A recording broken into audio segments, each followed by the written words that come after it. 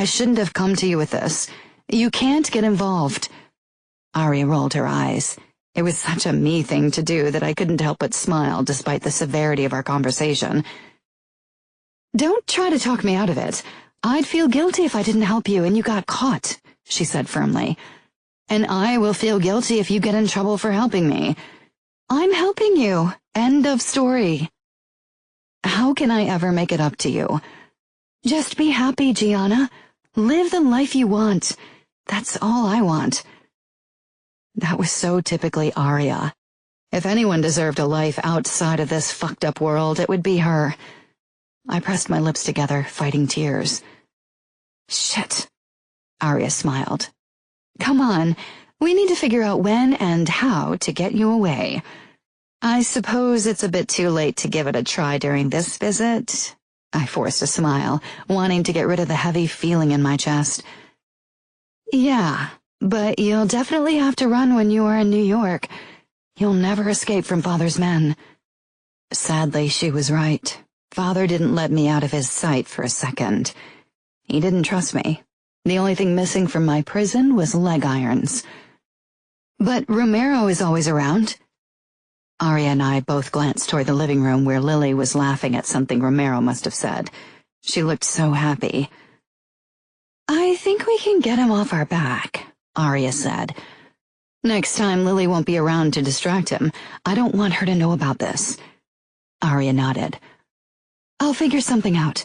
I tricked him once before. I can do it again. Luca trusts me. Romero doesn't follow me as much as he did in the beginning." Guilt twisted my insides again, but I ignored it. "I have to get a passport so I can leave the country. I'll never be safe in the States." "You should go to Europe."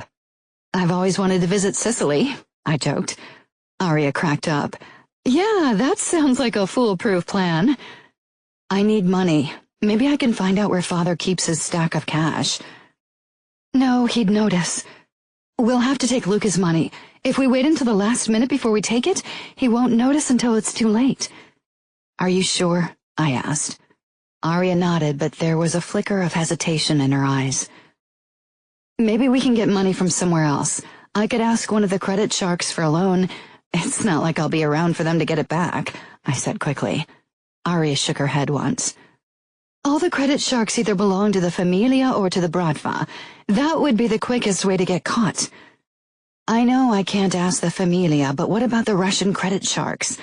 I don't have to announce to them who I am. I could pretend I was some random girl with financial troubles." Aria seemed to consider that, but then she shook her head. "It's too risky. Those guys are dangerous." Memories I'd tried to bury resurfaced like a tidal wave. I'd been terrified when the Russians had attacked the mansion. I'd been sure we'd die a horrible death, sure we'd be raped and tortured. I really didn't want anything to do with the Bratva ever again, but Aria didn't need to know how much the images of that day still bothered me. Most of the time, I managed to lock them away, and once I was in Europe, away from this world, they'd hopefully disappear for good. "Aria, you are married to the man all those dangerous guys are scared of." "And you are engaged to the man who cuts those dangerous guys up," she said. "But the Russians are worse than our men. They don't have any honor." I wasn't sure if that was possible, but I wasn't in the mood for that argument. "Okay, so no loan sharks, but what about a forged passport? I'll have to get that from somewhere. Is there anyone we could bribe?" Another gust of wind tore at us, raising goosebumps all over my body. Aria moved closer to me until we huddled together. "No one will go against Luca." "Except for us," I said with a snort. "Tell me this isn't crazy." "It's crazy, but we'll figure something out." She paused, scrutinizing me. I raised my eyebrows. "What?" She smiled. "I have an idea. You know how people always say we look alike?" "Not if you look closely. I'm a couple of inches taller than you, and then there's this." I lifted a strand of my hair. "Yeah, but if we dye your hair blonde, nobody will doubt that you are me. Luca has a few forged passports with different names in the same place where he stashes the money, in case we ever need to leave the country fast. You could use one of them." Luca will be able to track them. Yes, but you'll already have landed in Europe by then. You can throw away the passport once you're there and travel around without a passport until you figure out a way to get a new one. They don't have border control in the EU, so you should be fine to cross over to other countries within Europe. Hope kindled in my body. That could actually work. It will. We stared at each other. So I'm really running away, I whispered. Yes, Aria said quietly. When? Next time you visit, so we have time to really think every detail of our plan through. I couldn't believe I was really going to do this, but now I wouldn't back out, even if part of me wondered if this was really what I wanted. I was allowed to visit Aria again in May. Pretending that I had finally come to terms with my marriage to Matteo had made my father more lenient with me. Lying had once been hard for me, but I was getting better at it. I hugged Lily and Fabi before I left Chicago, knowing it might very well be the last time I saw them. But I didn't allow myself to linger on that thought. It would make things only more difficult. If I started to cry, someone might get suspicious. When I arrived in New York, Aria picked me up from the airport with a new bodyguard. There was something bittersweet about our reunion. The new guy gave me a quick nod after Aria and I had pulled apart. "Who is he?" I whispered. "That's Sandro. He's one of Matteo's men." So Matteo had already chosen a bodyguard for me, for a future life as his wife, someone who would cage me in whenever Matteo wasn't around to do it. Once we were in the penthouse, my new bodyguard retreated to the kitchen under the pretense of giving us privacy, as if there was ever such a thing under his constant surveillance. Aria and I lingered near the sofa, out of earshot. "Does Luca still have Romero guard you all day?" Aria shrugged. "I don't mind having Romero around, especially when Luca is busy. Sandro has taken Cesari's place mostly, but he's never watched me before. You need to ask Luca to let you go to college or do something else before you go crazy over here. I want you to be happy too, Aria. I want to know that you'll be okay once I'm gone." "Don't worry. In the last few weeks I've been pretty busy planning your escape," Aria said with a teasing smile, but there was a hint of wistfulness in her voice. We both glanced at Sandro, who was making coffee. "Why is that Sandro guy really here?" "Because of you." "Because I'm the troublemaker?" "No," Aria said with a laugh. "Because Matteo wants you to get to know the guy who will be your bodyguard once you move to New York." "Oh, great. How thoughtful of him." Again, a decision about my life that no one had bothered to discuss with me. With a nod toward Sandro, I asked, "How are we going to get rid of him?" "I have a plan." Aria opened her bag and pointed at a small syringe. At my confused look, she explained, "I remembered how you'd told me that Luca found the tranquilizer he used on Lily in a drawer in the basement. Last time I was in the mansion, I sneaked down there and took what we needed." My eyes widened. "You are a genius, Aria." "Not really." Our eyes darted toward our bodyguard once more. He was busy with his phone. "How are we going to inject him with a tranquilizer?" I asked. "He's tall and strong and probably a skilled fighter." Aria bit her lip. "We have to distract him. Maybe I can talk to him and you ram the needle into his thigh?" "What if I break the needle by accident or if he smashes it?" "I have a second syringe, but that's it, so we should try to get it right the first time." Aria could be so badass if she tried. "Are you sure the dosage is right?" "I don't want him to get hurt, so I reduced the dosage they listed on the packaging." "Okay, it still should be enough to knock him out for a while, right?" Aria nodded. "We should probably tie him up. I found duct tape in the gun cupboard." She knew where her husband kept his guns? Luca must really trust you. Aria didn't say anything, and I felt bad for bringing him up. Did I have to remind her how she was risking her marriage for me? "Come on," she said after a moment. "Let's do this. Matteo and Luca will be back in a few hours. We should be gone by then." After another look toward Sandro, who was still reading something on his phone, she quickly handed me the syringe. I hid it behind my back as we strolled toward Sandro, who finally looked up from his phone and set it down on the counter. "Would you like some coffee?" he asked with a nod toward his own cup. He was polite and his brown eyes were friendly. He didn't look very threatening, but I didn't let that fool me. Aria leaned next to him against the counter and pressed a palm to her stomach. Sandro frowned. "Are you okay?" "I'm not feeling so good," she said. Then her legs buckled.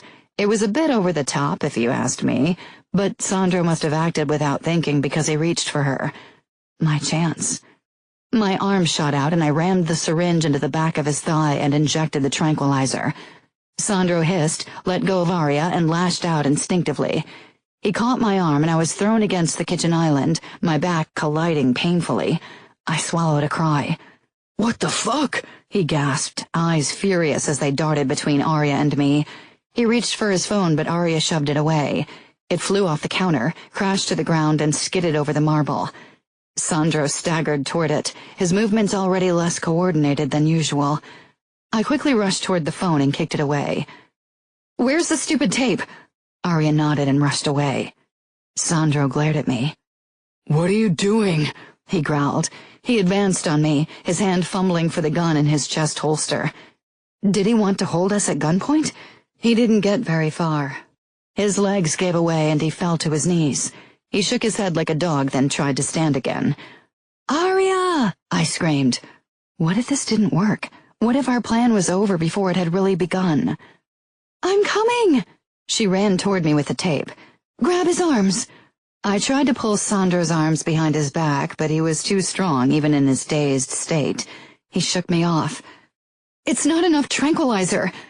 "I don't want to hurt him," Aria said, panicky. I tried to grip his arms again, but he managed to stagger back to his feet, pushing me out of the way.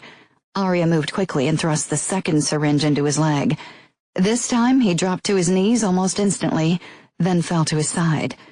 Aria and I made quick work out of tying him up, then she touched his throat. "Is he okay?" I asked. "Yeah, it seems so. I hope we didn't give him too much." "He's a tall guy. I'm sure he'll be fine." I got up. Aria did the same, and then she rushed off again. A few minutes later, she returned with a huge stack of dollar notes as well as 2 passports. For a moment, I thought she'd decided to go with me, and that was why there wasn't only 1 passport. Then I realized how ridiculous that thought was. "Here." She handed me everything. "That's about $10,000. That should get you by for a while, and 2 passports just in case. But you should really get rid of them once you're in Europe." I stuffed everything into my bag, then grabbed my suitcase. "Ready?" Aria asked, hesitating. "As ready as I'll ever be." She didn't return my smile, only glanced at Sandro again before setting her phone down on the counter. I did the same to prevent them from tracking us. We took the elevator down and hailed a taxi. Traffic was on our side, and we pulled up in front of the JFK airport after 45 minutes. After we'd entered the departure area, I headed straight to the ticket counter to buy a one-way ticket to Amsterdam, while Aria stayed back. The photo in the passport looked more like her than me, and if we stood beside each other, nobody would have been fooled. I gingerly slid the fake passport across the counter. The woman barely glanced at the photo, despite the fact that I didn't have blonde hair like the girl in it. She probably thought I'd dyed it red. 20 minutes later, I walked over to Aria with the ticket to freedom in my hand. I'd have thought I'd feel more excited. Instead, nerves twisted my stomach so tightly I worried I'd throw up. But I couldn't let Aria see it. "So how did it go?" she asked nervously. I waved the ticket in response. She didn't even ask about my hair. "That's good, but once you're in Amsterdam, you need to change your appearance." I smiled, touched by her concern, and at the same time wondering if I was really doing the right thing. This could be the last time I ever saw Aria. I couldn't even imagine a year without her, much less the rest of my life. "Don't worry." A small part of me wondered how Matteo would feel once he found out. I didn't think my disappearance would do more than bruise his pride. This wasn't about love or even feelings. Aria peered toward the main entrance again. "When does your flight leave?" "In 2 hours. I should probably go through security." "I will rent a car and drive it out of town as a red herring. Luca will think you and I ran away together. Maybe it'll buy you additional time. Once you're off the plane, go to a restroom and put on the wig in case there's already someone looking for you at Schiphol Airport. Aria was talking fast, but it didn't stop me from noticing the way her voice was shaking.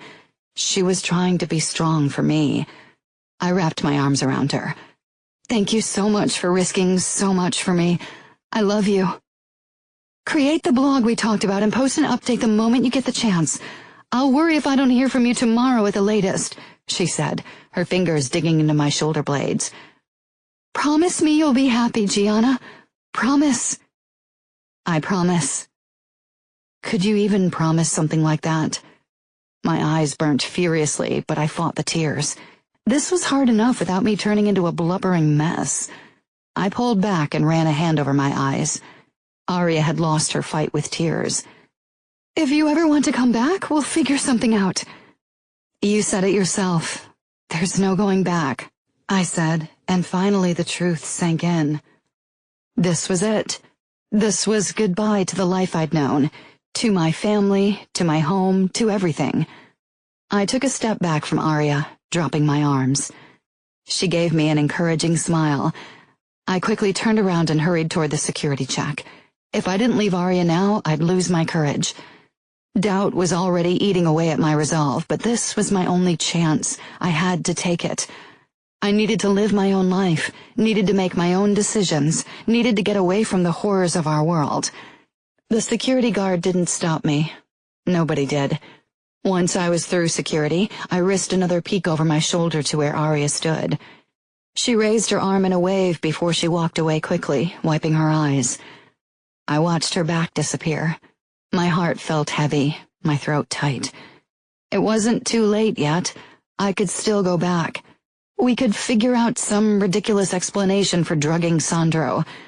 Nothing was lost yet. I peered down at my ticket to Amsterdam, my ticket to freedom. Before I headed to the terminal where boarding would start soon. As I waited, I kept checking my surroundings nervously. But nobody showed up. And why would they? Nobody suspected anything.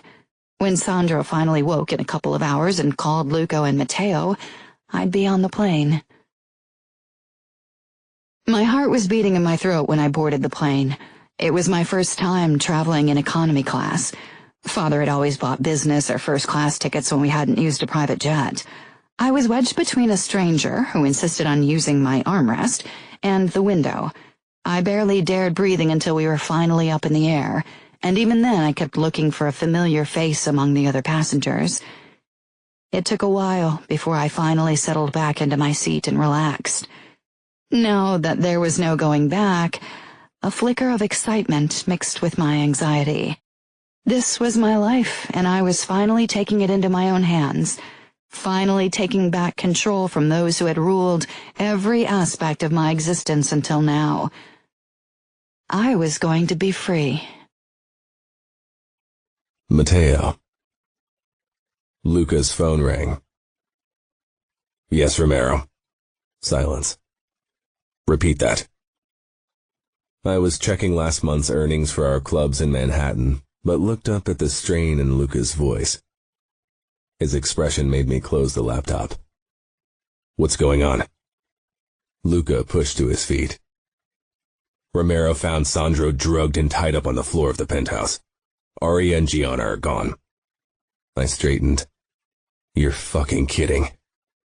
Do you think I would joke about something like that? He snarled into my face. I glared right back. I thought Aria was in love with you. For a moment, Luca looked like he was going to punch me. Then he whirled around and stormed out of the basement of the Sphere. I hurried after him. This is Gianna's fault. This girl is the root of every problem. Why couldn't you stay the fuck away from her like I told you? He muttered. If only I fucking knew. For some reason, I couldn't get her out of my head. And now she'd run. From me. I'm sorry, boss, Sandro said again. Half hunched on Luca's sofa, eyes bloodshot. I wanted to fucking kill him for letting her get away. I should have never let her out of my sight. I got up and started pacing the room again, my eyes darting up to the bedroom door. Luca had disappeared with Aria behind it more than 20 minutes ago. She hadn't run away. That had all been for show. She'd helped my fiancé run, but she'd come back to Luca. She'd come back. Normally, I wouldn't doubt Luca's skill to get information out of anybody. But this was Aria, and Luca wouldn't hurt her. Not even for me. Not even when she was the only one who could help me find my fiancé. I shouldn't have taken the morning off, Romero said from his spot on the armchair. One bodyguard should have been enough. I should have been enough. They were only girls. Sandro muttered. I didn't say anything. I was too pissed. My pulse was pounding in my temples. I wanted to smash every fucking piece of furniture into tiny bits. The bedroom door finally opened and Luca came down the stairs. From the look on his face, I knew I wouldn't like what he had to say. Don't tell me you couldn't get anything out of her, I snarled. Luca scowled. The only thing I know is that Gianna took a plane from JFK. Aria won't tell me anything, but our informants will let me know which plane Gianna took soon. Great, I muttered. And then what? Aria knows Gianna's plan. They told each other everything. The only way to find Gianna is through your wife. She won't tell me anything. I tried walking past him. Then let me have a word with her. Luca grasped my arm and pushed me back. You will stay away from her, Matteo. You let her steal your money, your passports. You let her attack our men, let her make a fool out of you and betray you. You should want to punish her. You are capo. Luca's eyes flashed. I was walking on thin ice, but I didn't give a fuck. Aria's my wife. It's none of your business how I deal with her. I told you that Gianna meant trouble, but you didn't want to listen. You should have never asked for her hand. He growled. My fingers longed to grip my knives. I turned my back on him and stalked out onto the roof garden. I needed to cool off before I lashed out at my own brother. Luca and I had fought occasionally when we were younger, but it had never been for real. I had a feeling that a fight between us wouldn't end well today. We were both royally pissed and out for blood. I braced my arms against the banister and let my eyes wander over New York. Gianna was slipping through my fingers. With every second that passed, she was bringing more distance between herself and me. When she landed wherever she was going, she wouldn't stop running until she was sure she was safe. She'd be alone, unprotected. What if something happened to her? Steps crunched behind me and I tensed but didn't look over my shoulder. Luca stopped beside me. I called Scuderi. He's furious and blames us, of course. Of course, I said quietly. He's sending 2 of his men after Gianna. I'll go with them. I figured you would. I told Scuderi as much. You'll meet them in Amsterdam. I turned. Amsterdam? Luca nodded. I got word that she took a plane to Schiphol. When do I leave? I asked, the thrill of the impending hunt spreading in my veins. 4 hours. I need to leave sooner. Impossible. I tried everything I could. Damn it. Gianna will be long gone when I arrive. You'll find her.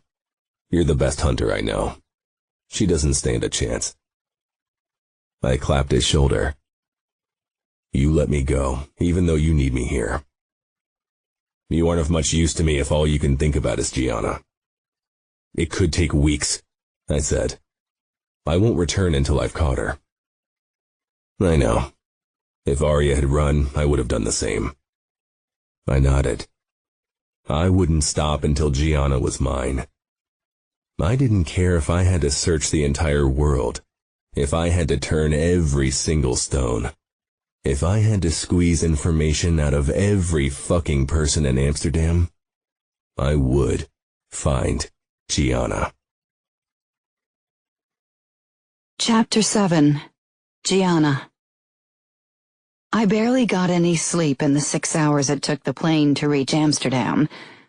Worry for Aria had taken the place of worrying about getting caught. She was sure Luca wouldn't see her actions as betrayal, but what if she was wrong? God, what had I done? I shouldn't have involved her, shouldn't even have told her about my intention to run away.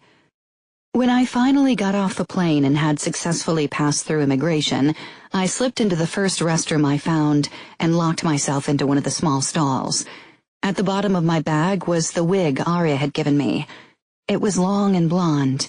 Nobody would be fooled by it close up, but it would only have to do until I dyed my hair later today. Fear clogged my throat when I headed into the waiting area, half expecting someone from New York or the outfit to wait for me. But that was impossible. Even if Matteo had figured out where I was by now, I was fairly sure that the Familia didn't have close relations to any crime syndicates in the Netherlands, and it would take some time for mobsters from Sicily to travel up all the way to Amsterdam. For now, I was safe. At least until the next plane from the East Coast landed in Schiphol, which would be the case in a few hours. I quickly left the airport with my suitcase, overwhelmed by the sound of people speaking in languages I didn't understand. I knew a few words in Dutch, but hadn't bothered learning the language. The Netherlands had never been intended as more than a stopover. I hailed a taxi and let it take me to a nondescript middle-class hotel in the city, where I booked their cheapest room. Despite feeling tired from jet lag and the flight, I only deposited my suitcase in the room before venturing out again to buy a few items I needed. 2 hours later, I was back in my small hotel room with light brown hair dye, scissors, a couple of new outfits that helped me fit in better than my super expensive designer clothes, as well as a prepaid cell phone and a small laptop. After I'd connected my laptop with the wireless internet of the hotel and set up the blog Aria and I had talked about, I wrote a short post saying that a new journey had begun and that I'd safely arrived at my destination. It was all a bit cryptic, and nobody would probably read my blog except for Aria. I resisted the urge to write something more personal, or worse, use my new phone to call her. I wanted to hear her voice, wanted to know if she was okay, but I couldn't risk it. Even this blog was already risky. Instead, I slipped into the bathroom and changed my hair. 2 hours later, I stared at my new reflection. My hair was caramel brown, and I'd cut it into a bob that reached my chin. Of course, that wouldn't stop people from recognizing me from close up, but unless I paid a surgeon to redo my face, which I had no intention of doing, a new haircut would have to be enough. I'd just have to move from city to city until I was sure that Matteo had moved on to another target and I was safe. That would probably take a while. Matteo had told me numerous times that he wouldn't give me up, and I had a feeling he meant it. I wouldn't give him a chance to catch me. Tomorrow I'd leave Amsterdam and head for Paris, and who knew where I'd be the day after that? This was a new beginning with endless options. I stared up at the white ceiling of my hostel room. I'd been living in 20 different places in the last 3 months, never staying anywhere for more than a week at a time. Sometimes when I woke in the morning, I wasn't sure where I was. Sometimes I even thought I was back in Chicago, and sometimes I found myself longing for it. Not for my father and the rules of our world, but for Fabi and Lily and Aria, and sometimes even for Mother. I sat up, groaning, and went through my usual morning habit of reminding myself of my current pseudonym and everything that encompassed her before I got out of bed. It was almost noon. I still hadn't figured out any kind of routine. Most days I spent exploring the city where I stayed while always checking my surroundings. This fear of being followed, of being hunted, would that ever stop? I doubted it. Whenever I saw men in dark suits, panic filled me. I'd lost count of the times I'd imagined I'd seen Matteo from the corner of my eyes. I hadn't made any real friends yet, which wasn't all that surprising. I never stayed anywhere long enough to build a connection, which was better anyway. I couldn't risk getting close to anyone yet. Maybe never. That didn't mean I was alone. I always stayed in youth hostels wherever I went, and met people from all over the world. Of course, I couldn't tell them anything about me, not even my name. Currently, I was calling myself Liz, short for Elizabeth, and was spending my year before college abroad road tripping through Europe. That was pretty much my cover story wherever I went, only my name changed. Lying to everyone 24/7 made any kind of friendship hard. I opened my laptop and checked my blog, which I still updated almost every day, even though I hadn't gotten a comment from Aria in weeks. In 31 days, to be exact. My eyes darted to my cell phone on the nightstand. As so often recently, I felt the almost irresistible urge to call her and find out what was keeping her from visiting my blog. I had a feeling it was for my safety. In her last comment, she'd warned me not to waste time in one spot because there was too much to explore in Europe. I'd taken that as a hint that Matteo might be after me, and had jumped from city to city in the last few weeks, never staying anywhere more than 1 or 2 days. But I was growing tired of running constantly. I'd lost weight, and most of my clothes hung off me like they belonged to someone else. I wanted to belong again, to find a place to call mine. I got dressed and stuffed my clothes into my backpack.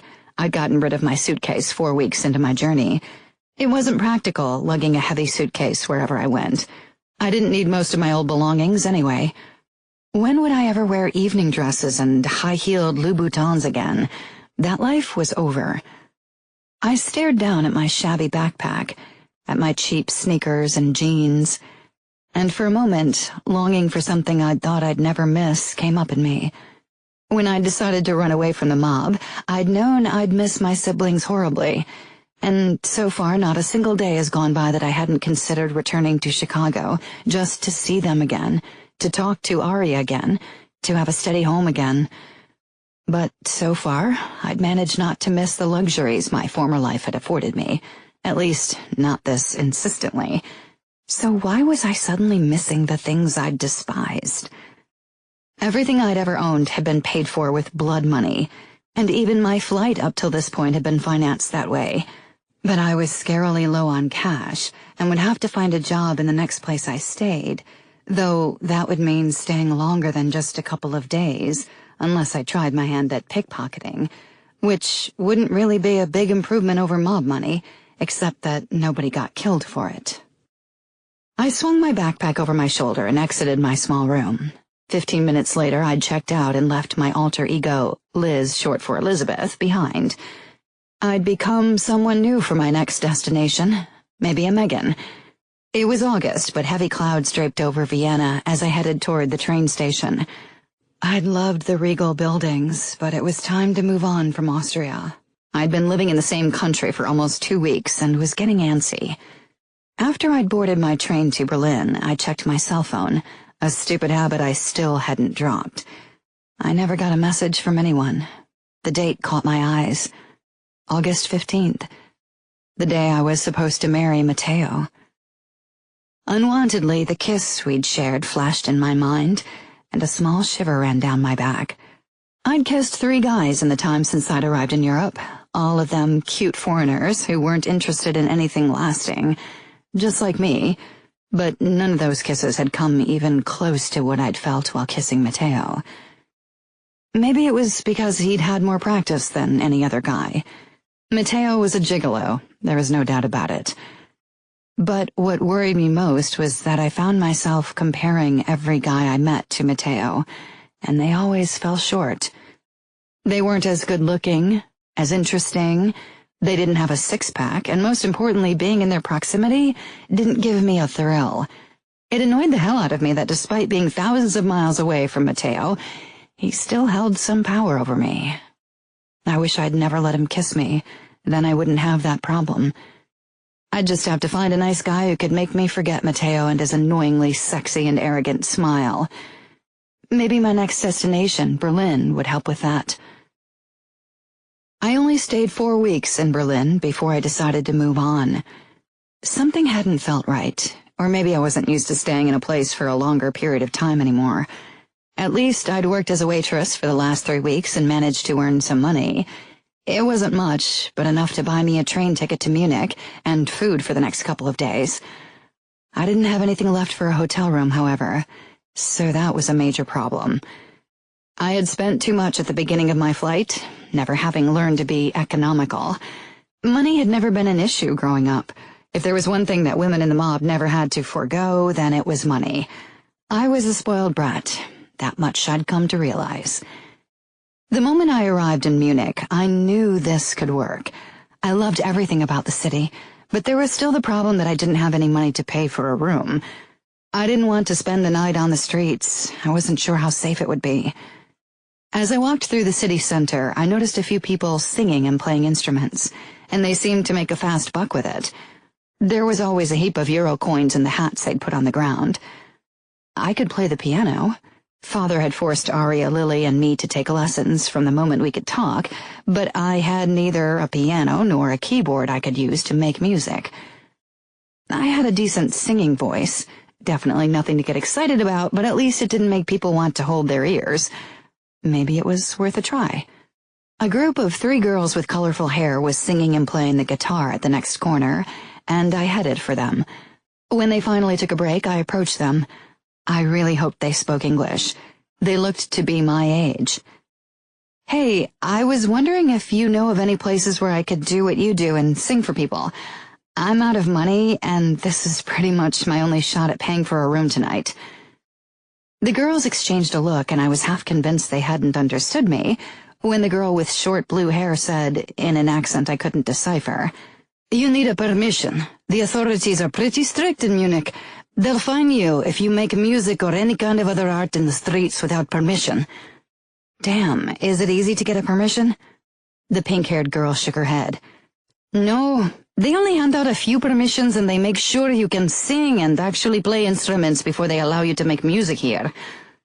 I sighed and slumped against the wall of the building. The 3 girls exchanged another look, then whispered in a language that definitely wasn't German before they turned to me. "We're sharing a small apartment. If you want, you can sleep on the couch in the living room until you find a job and can afford your own place." My eyes widened. "Really?" Blue-haired girl nodded with a smile. "You're a backpacker, right?" "Yes, traveling through Europe before college." "We're all from Croatia, but we've been spending the last few months in Munich. You'll love it." Pink-haired girl stood. "So, what's your name?" I hesitated a moment before deciding who I wanted to be. "Gwen." Maybe Munich would finally become a place I could stay and figure out what I'd do with the rest of my life. What was meant to be for a few days only had turned into 2 months. I was still sharing an apartment with the 3 crazy girls from Croatia. We'd become friends, and I paid rent for my spot on the sofa, albeit not much. Of course, every part of my life was built on lie after lie, but sometimes I almost forgot that I wasn't who I pretended to be. I'd even found a job as a waitress in a cafe that catered mostly to tourists, and my German had improved greatly. Now that I'd finally found a place where I wanted to stay, I'd decided to give dating a real shot. When my flatmates introduced me to Sid, a fellow musician from Canada with long dreadlocks, I knew he was someone I could get used to, and maybe even make me forget that stupid kiss I'd shared with Matteo. Sid was nothing like Matteo. He was nothing like men in the world I'd grown up in. He was a vegan, peace-loving idealist, and he never hesitated to convince others of his ideals. He could spend hours talking about the horrors of dairy farms and the dangers of the NRA. Sometimes I wondered what he'd say if he knew who I was. This idealistic world improver was his mask, I'd realized. Maybe everyone wore some kind of mask. What had been a novelty and endearing in the beginning quickly started to annoy me. Still, I couldn't break up with Sid because it would seem like the ultimate failure. If even someone like Sid couldn't stop me from thinking about Matteo, who could? Sid's hand crept under my shirt, then unhooked my bra. I made a sound of protest. We were in the living room of my shared apartment, so if one of my flatmates returned, she'd get a show. His fingertips were rough from playing the guitar. He pushed me down until I lay flat on my back, and he was half on top of me. His tongue seemed to take up too much space in my mouth, and he tasted of stale smoke. Why had I thought a smoking guy was hot? Maybe in theory, but the taste and stink weren't something I was too excited about. He started unbuttoning my jeans and kept rubbing his bulge against my leg like a horny dog. "I want you, Gwen," Sid rasped, already trying to shove my pants down my legs. Gwen. For the first time, the name didn't make me pause. 2 months using the same name seemed to be the magic barrier for getting used to a new identity. Pity that I got the feeling I wouldn't use it for much longer. Munich was getting too comfortable, and Sid was simply getting too much. He was being too pushy. "Not yet," I gritted out, trying to hide my boredom and annoyance. It wasn't his fault that I wasn't into our makeout sessions. We'd been going out for almost 4 weeks, so it wasn't really all that surprising that he wanted to sleep with me, and I wasn't even sure what the hell was stopping me. Sid wasn't a bad guy. He could be funny after he'd drunk a couple of beers or had a few drags of pot, and his guitar playing and singing weren't even half bad. And yet, I didn't want to commit to this relationship fully. Didn't want to go another step. Before I'd run off from home, I'd thought I'd jump into bed with every guy I met once I was free of my bodyguards, to spite Matteo and my father more than anything else. So what was stopping me? "Come on, Gwen, I'll make it good for you," he said as he tried to shove his hand into my panties. I clamped my leg shut and pushed his hand away. I didn't want him to touch me there. For some reason, the idea that he'd be the first to do that made me sick. "I'm really not in the mood, and I'm getting my period," I said to stop him from bitching around anymore. It was a fucking lie. The stress of the last few months had pretty much stopped me from having much of a period at all. But he didn't know that. I just wanted this makeout session to be over, so I could grab my laptop and figure out where to run off to next. Sid would find a new girl quickly. His cute Canadian accent, laid-back nature, and dreadlocks were a huge hit among German girls.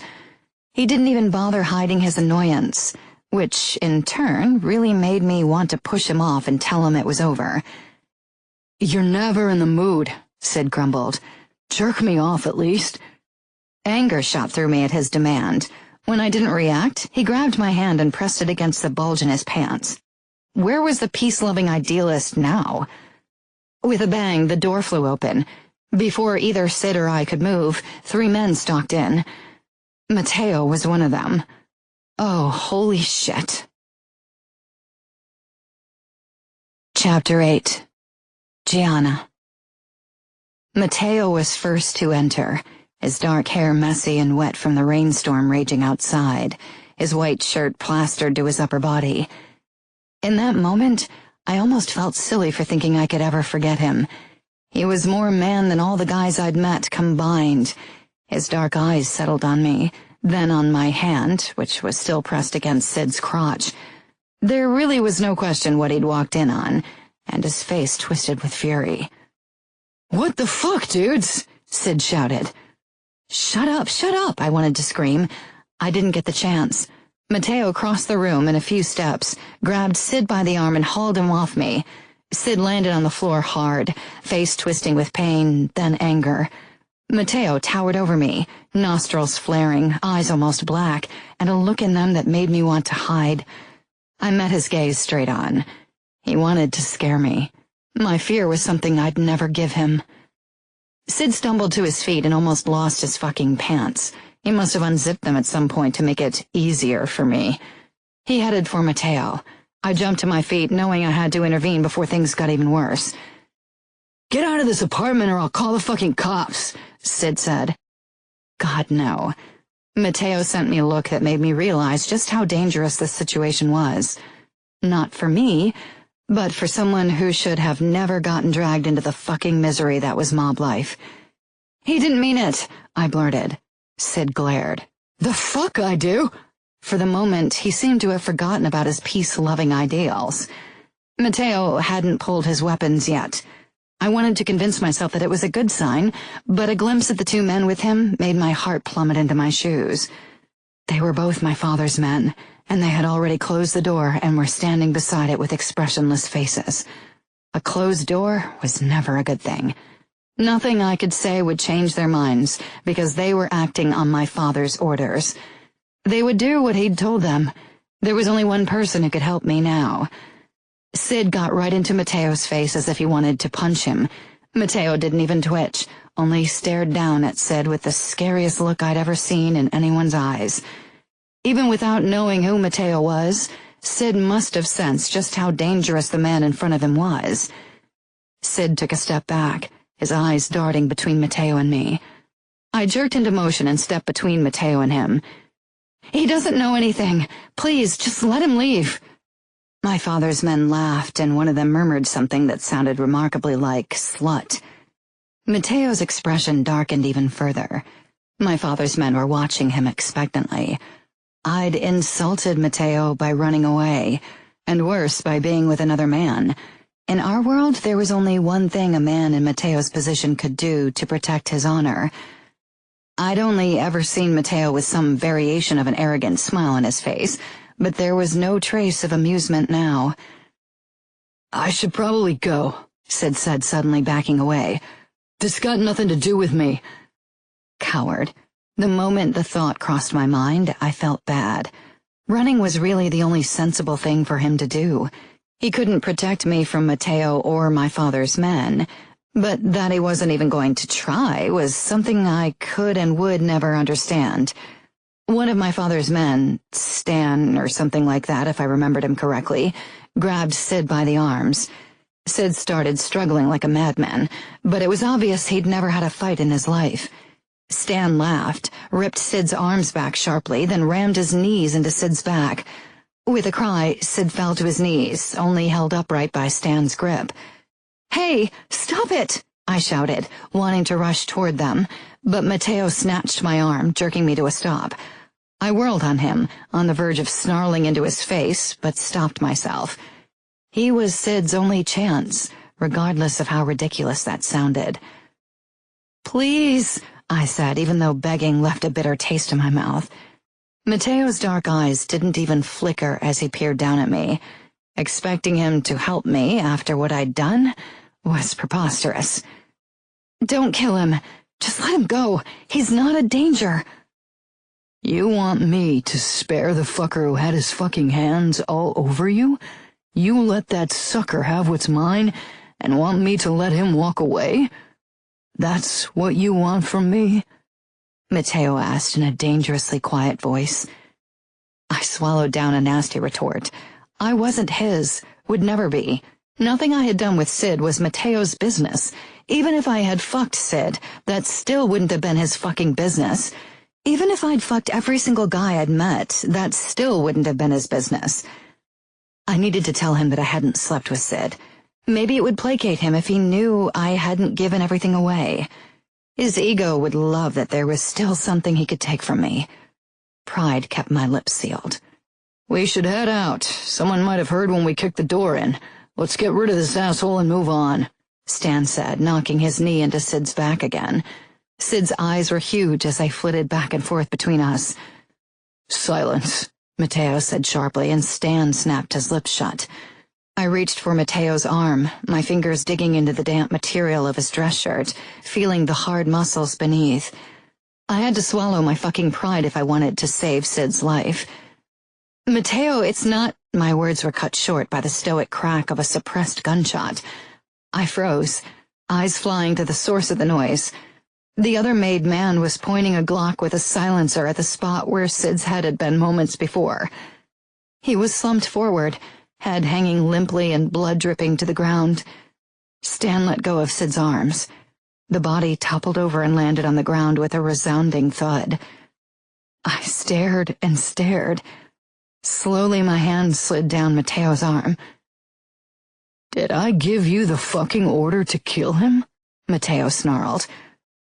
"This was outfit business. As long as she isn't married to you, she falls under our jurisdiction, and so did the asshole here." Stan kicked Sid's lifeless form. I flinched. Inside, a beast was raging, wanting to claw Stan's fucking eyes out, wanting to kill them all. But I was paralyzed. Blood spread out around Sid's head, soaking his dreadlocks. My stomach constricted. I'd seen that much blood only 3 times before.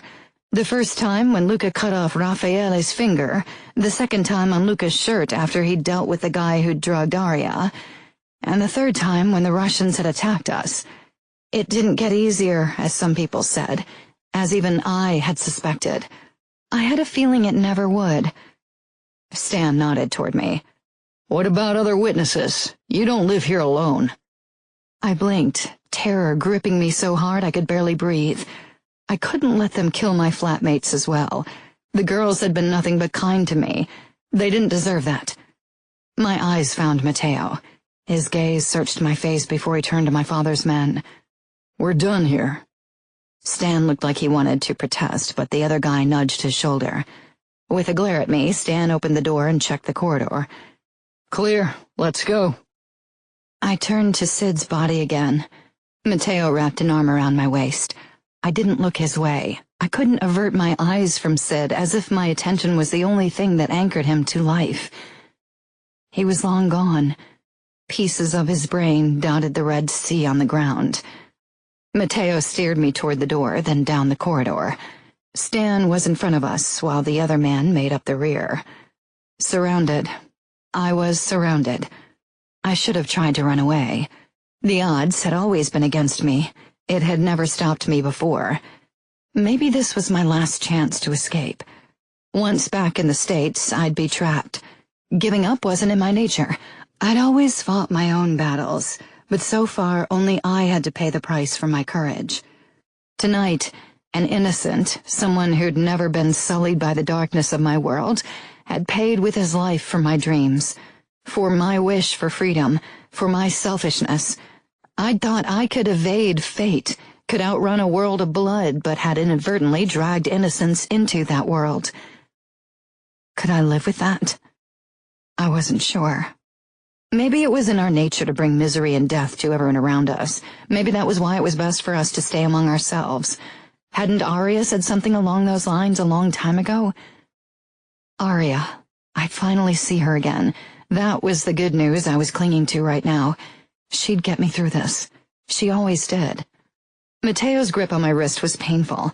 His eyes held a clear message. Now that he'd caught me, he would never let me get away again. Everything seemed to happen behind a fog. I was pushed into the back of a car, and Matteo slipped into the back seat beside me. Then we drove off with squealing tires. I watched the place I'd called home for the last 2 months disappear. I pressed my forehead against the cold window. I hardly dared to blink. Every time I closed my eyes, crimson flashed behind my eyelids. Sid was dead because of me. I could hear Matteo talking to someone on the phone in the background, but I couldn't focus. Everything was over. He'd take me back to my father now, and I had no doubt that I couldn't expect any kind of mercy.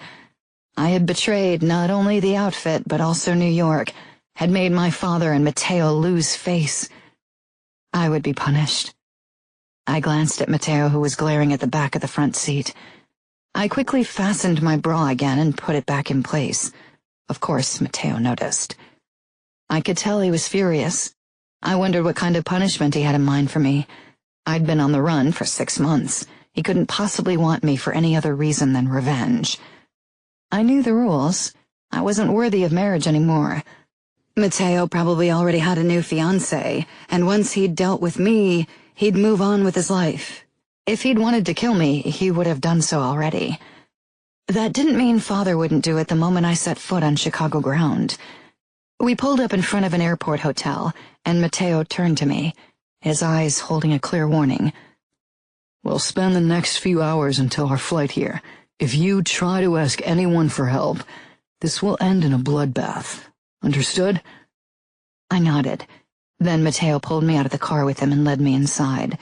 Nobody paid us any attention as we headed toward the elevators and rode up to the 4th floor. Matteo led me through the long hallway until we arrived in front of a simple white door. Stan and the other outfit man stopped too.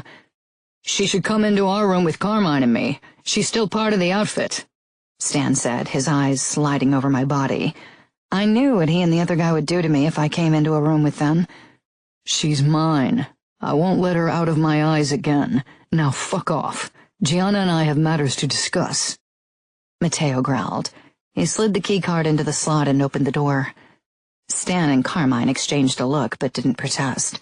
Then Stan sent me a cruel smile. Teach her some manners. Matteo dragged me into the room, kicked the door shut, and fixed me with a terrifying expression. "Oh, I will." Chapter 9. Gianna. Matteo flung me onto the bed. Then he was on top of me. He pressed my arms into the mattress above my head, his knees beside my thighs. His eyes were almost black with fury. Did he want me to beg for mercy? Ask him for forgiveness? Then he had a long wait coming. "You let someone have what's mine," he growled, his eyes scorching my body with their possessiveness. He leaned down as if he was going to kiss me. Our noses almost brushed, but he only scowled. "Your father gave me his permission to do with you as I please. He doesn't care if you live or die. He doesn't care what I do to you. I think he'd even approve of me punishing you harshly." I wasn't surprised. Father had already barely tolerated me before I'd brought shame to our family by running away. Now he probably hated me like the devil. I almost wanted Matteo to hurt me. I deserved it for getting Sid killed. I knew Matteo would have no trouble hurting me. I'd seen what he was capable of. Maybe physical pain would finally drown out the anguish I felt deep inside.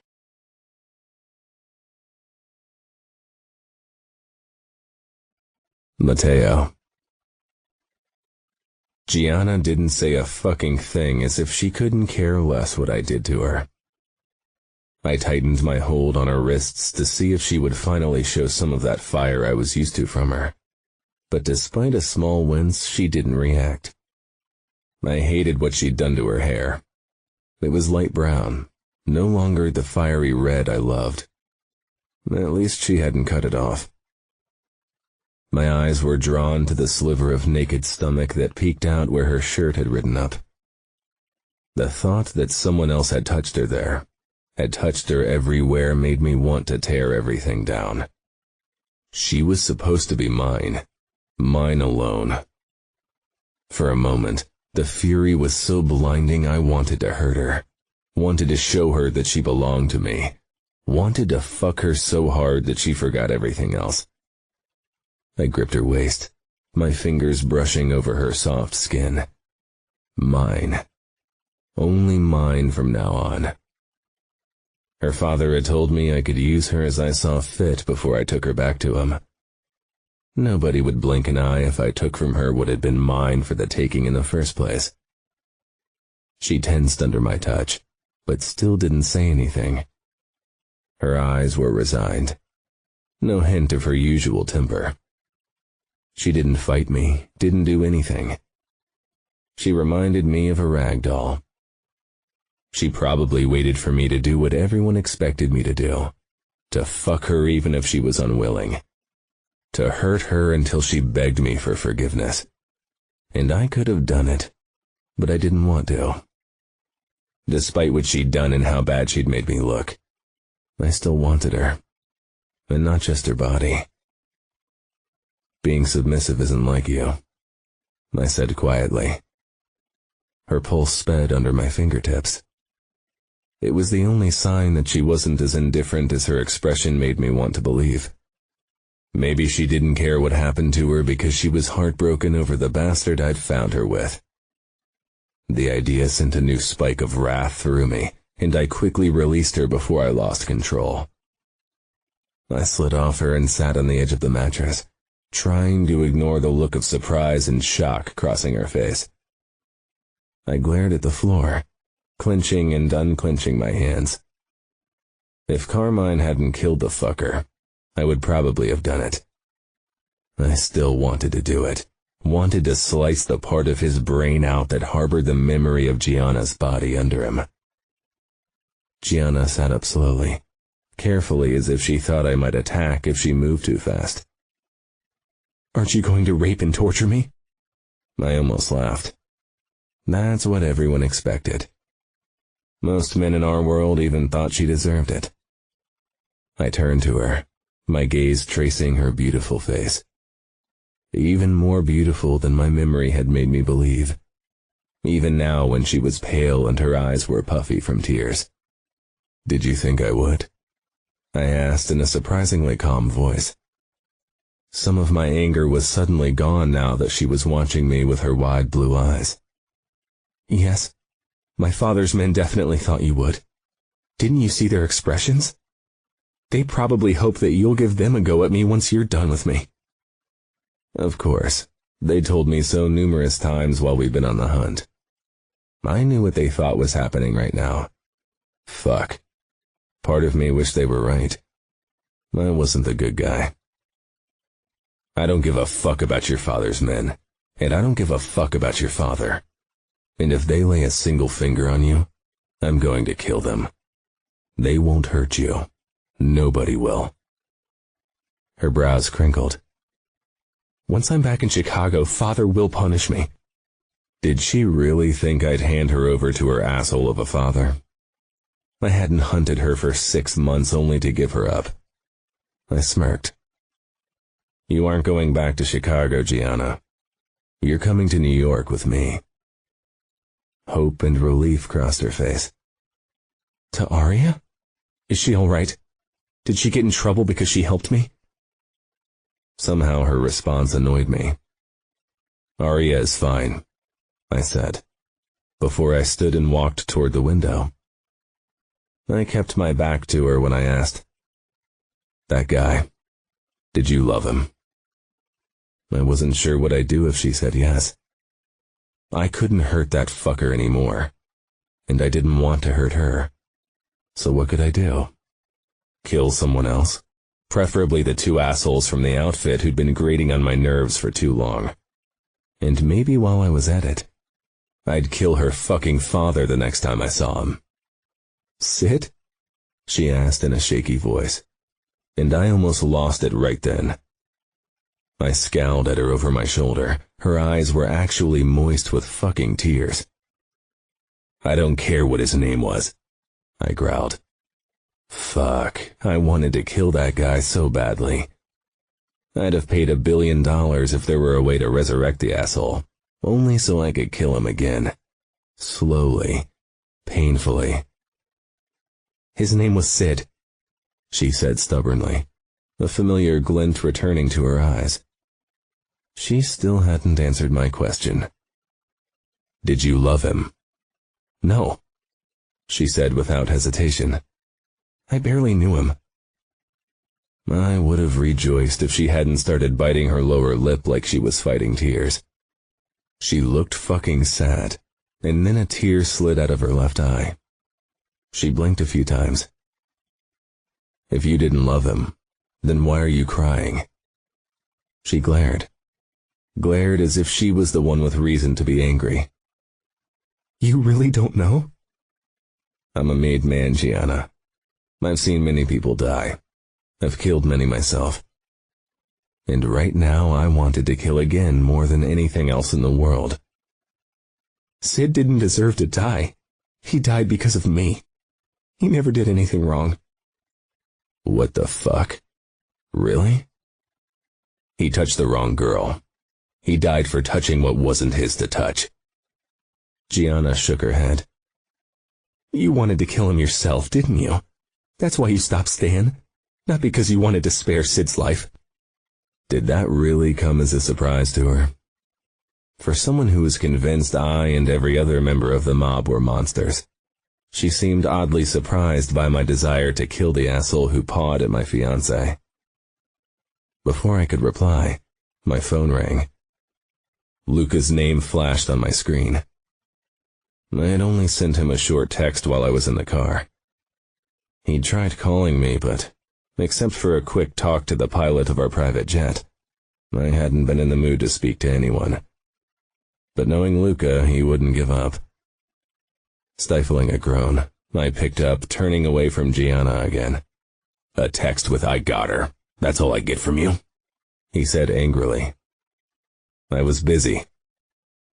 I could hear Aria's high voice in the background, but thankfully Luca didn't put her on. I really wasn't in the mood to talk to a hysterical woman, least of all the woman who'd helped my fiancé escape in the first place. It was early morning in New York. Couldn't Luca have let his wife sleep in for once? "With what?" he paused. "No, don't tell me. I don't want to fucking know. Did he hurt her? Aria asked loud enough for me to hear. I didn't say anything. Luca lowered his voice. Is she alive? Fuck you. I take that as a yes. Aria was still speaking in the background. Tell your wife that her sister is fine. Gianna is fine, Luca said in a muffled voice, then to me. When will you be back? The flight leaves in less than 2 hours. You're flying directly to Chicago to meet Scuderi, right? He already called you, didn't he? I said. Stan and Carmine had definitely sent their boss a message after we'd caught Gianna.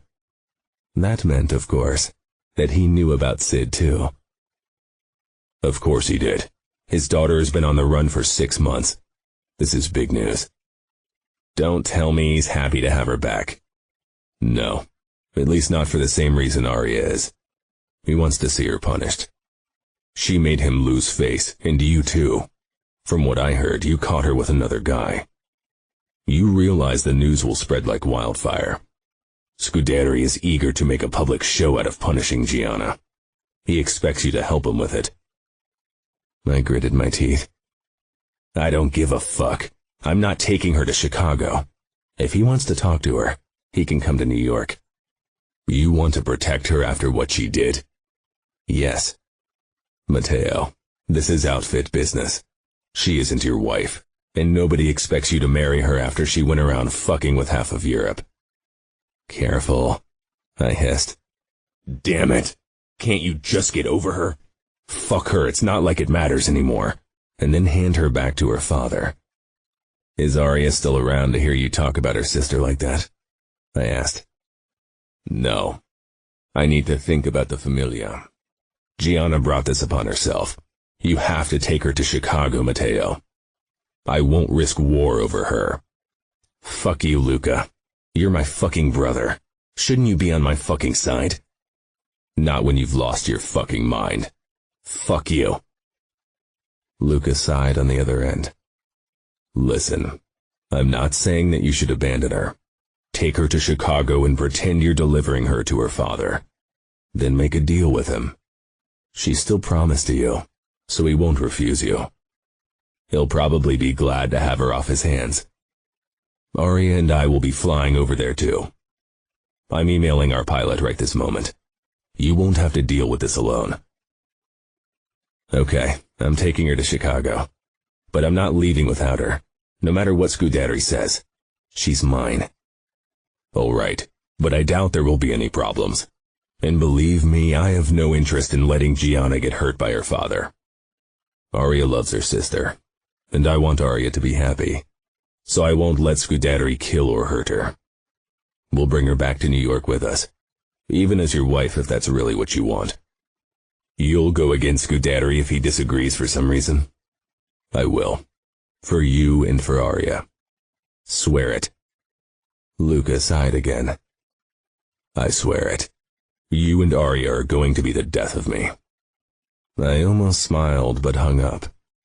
When I turned back around to Gianna, she was watching me with an anxious expression, which she tried to mask the moment I looked at her, but she didn't quite manage. Sometimes in the last few months I'd been sure I wouldn't find her, that she was too clever. I was glad that I'd been wrong. Tradition dictates that I hand you over to the outfit and your father. Fear flashed across her face. Gianna wasn't stupid. She knew what might happen to her if her father got his will.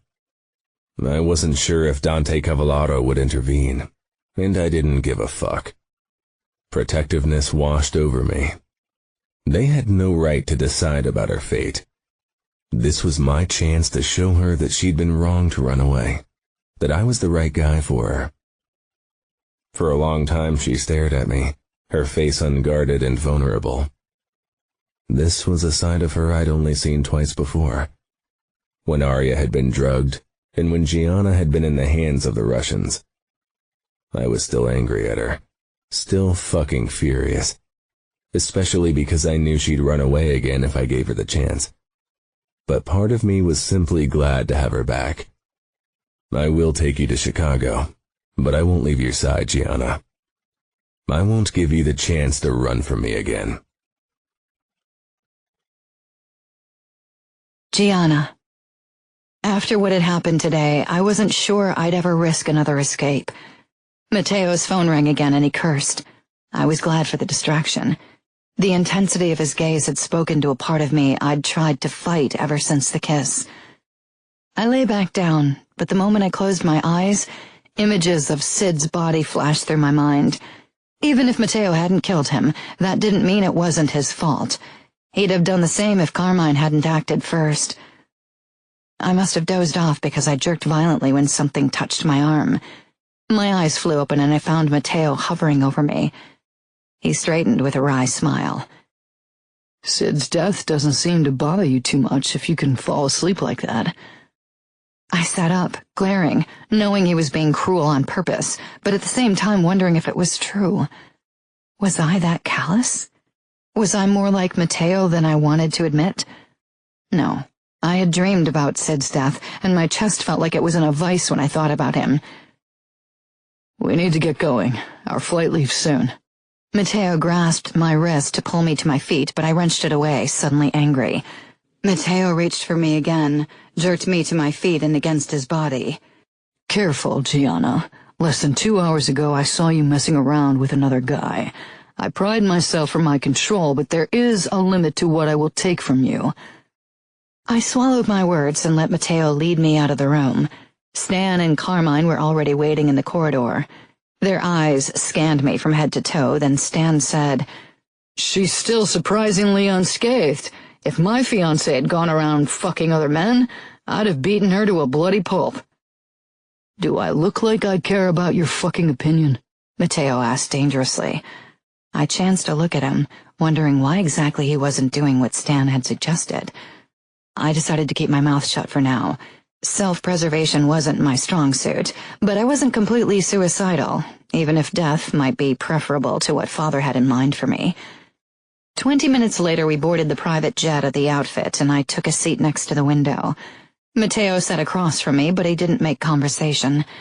Nobody tried to speak to me throughout the entire flight. I had a feeling Matteo was using the time to calm down. Occasionally I'd catch him watching me, but I couldn't read the look in his eyes. When I rose halfway through the flight to go to the toilet, Matteo stood as well. I swallowed a comment and walked toward the toilet in the rear.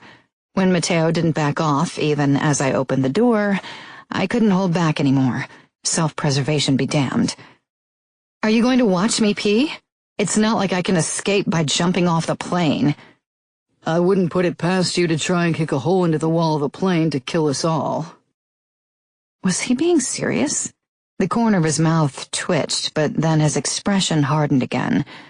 For a moment our eyes were locked, then I quickly stepped into the small toilet and closed the door. Matteo didn't stop me, but I knew he'd be waiting for me and probably listen for strange noises. I leaned against the wall and closed my eyes. Fear and sadness raged in my body, and it was getting increasingly difficult not to break down into a sobbing mess. I almost wished Matteo had manhandled me. Why did he have to act like a decent human being? "What are you doing? Don't force me to kick in that fucking door," Matteo muttered. Not even caring that he would hear me, I took care of business before I stepped back out 2 minutes later. Matteo's eyes wandered over me as if he was looking for a sign that I was up to something. I would have laughed if I thought I could. We returned to our seats and resumed our silence. My stomach was in knots when we landed in Chicago. I hadn't gotten a minute of sleep while we were in the air. The knowledge that I would have to face Father soon kept me wide awake. Only yesterday, I'd eaten pizza with my flatmates and made plans for a trip to Croatia in the summer, and now my life was once again out of my control. Even worse, I might very well face harsh punishment from the outfit. Matteo really had no reason to protect me from Father's wrath, and even if he tried, why would Luca allow him to risk a conflict with the outfit over me? I was less than vermin in their eyes. The private jet came to a stop and Matteo got to his feet and motioned for me to do the same. My legs shook as I followed him toward the door, which was already gliding open. Cold air blasted against my face. Snow dusted the landing strip and the surrounding buildings. It was around 4 p.m., but I felt as if it was the middle of the night. Matteo grabbed my wrist, giving me a warning look. Don't run. Don't do anything stupid. Your father's men are looking for a chance to hurt you. I'd kill them, of course, but that won't help you. Was he actually worried about me? Matteo was an enigma. I wasn't sure why he was so interested in me. I had a feeling it was his pride. He couldn't accept that I didn't want him, so he'd force me to marry him even if I didn't want it, even if he didn't want me anymore.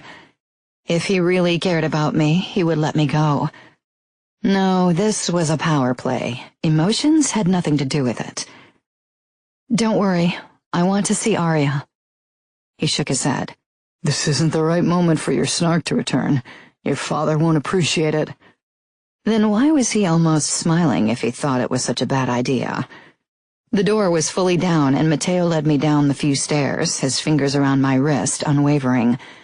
I felt like a toddler who did her first steps. Annoyance battled with worry in my body, but before I could decide if I wanted to risk a retort, I spotted a familiar blonde head. Aria. She stood beside Luca, and when she saw me, she started running. I peered up at Matteo pleadingly, but he didn't let me go and kept leading me toward Aria in unhurried steps. When my sister had almost reached us, he released me, and I rushed toward Aria. We collided almost painfully. I crushed Aria against me, hugging her as tightly as possible, and she did the same in return. "Oh, Gianna, I was so scared for you. I'm so glad you're here." She was crying, and my own face was wet with tears. God, I'd missed her. After a moment, she pulled back, her eyes doing a quick scan, lingering on my new hair color. "Are you okay? Did they hurt you?" I brushed a few strands of her blonde locks away from her face, suddenly feeling like breaking down sobbing. Regret weighed heavy on my mind. I should have never run. Seeing Aria's worried face was another reminder. If I'd stayed, if I'd married Matteo, then Sid would still be alive, and Aria wouldn't have had to worry for months. Why did I have to want the freedom to make my own decisions? "Gianna?" Aria lowered her voice. "Did Matteo do something?" Matteo didn't do anything, Matteo said in a hard voice, making Aria and me both jump. "I didn't ask you," Aria said quietly. My eyes darted between them. I had a feeling they weren't on good terms. Also because of me. Luca arrived beside us and clapped his brother's shoulder. "Good to see you again." I hadn't even considered that Matteo had been gone from home for a long time because he'd been after me. Luca barely glanced my way, not that I cared. "I'm fine," I told Aria, who seemed reluctant to believe me. "The boss is waiting," Stan barked. "Let's go. It's not like the whore deserves a big welcome." Aria gasped. I stiffened but managed not to show my shock. I didn't give a damn what Stan thought of me, but Matteo was the fastest to react. He pulled a knife and hurled it at Stan, who cried out when the blade nicked his ear. "Next time my blade will split your fucking skull if you don't keep your mouth shut," he said. Stan rested his hand on the gun in his holster but didn't pull it. Blood was dripping from his cut ear down onto his shirt. There was murder in his eyes. Carmine stood very still, but he hadn't pulled his gun either. When I turned to Luca, I knew why. He had both of his guns aimed at my father's men, and behind him, Romero, who I hadn't even seen before, was doing the same. "We don't want this to end badly, do we?" Luca asked in a very low voice. "Your boss wouldn't appreciate it." Carmine nodded and relaxed his stance, but Stan looked like he didn't care if my father punished him, as long as he got to kill Matteo first. For several moments, neither of us moved. Then Luca put his guns back into their holsters. "Let's go." Carmine picked up the knife Matteo had thrown and handed it back to Matteo, who didn't take his eyes off Stan. "She'll drive in a car with us," Stan said. Matteo's lips pulled into a cold smile. "This is the last warning you get. Stop pissing me off or I'll carve a smile into your throat." Carmine grabbed Stan's arm and pulled him toward a black outfit car while the rest of us headed toward 2 BMWs. Aria moved to sit in the back with me, but Luca held her back. "No, I want Matteo to keep an eye on your sister." Aria gave me an apologetic smile before she sat shotgun beside Luca. Matteo gave me a knowing look when he settled beside me on the back seat. "You'd probably jump out of the moving car if I gave you the chance." I huffed. I'm not completely crazy. Do you think I'd risk running around Chicago unprotected when my father's men are obviously out to hurt me? "So you trust me to protect you, but you still don't want to marry me." Surprise shot through me. You still want to go through with the marriage? "You could probably ram a knife into his back and he'd still want to go through with it," Lucas said from the front. "He's a stubborn fucker. I didn't hunt you for 6 months only to let you go." I searched his face, but I couldn't look past his arrogant mask. He wouldn't let me. Maybe you shouldn't have wasted so much time hunting me. Then I'd still be in Munich and Sid would still be alive. But I had to admit that part of me had missed my former life. Not all of it, mind you, but definitely my siblings and maybe even some other aspects that I didn't want to admit to myself yet.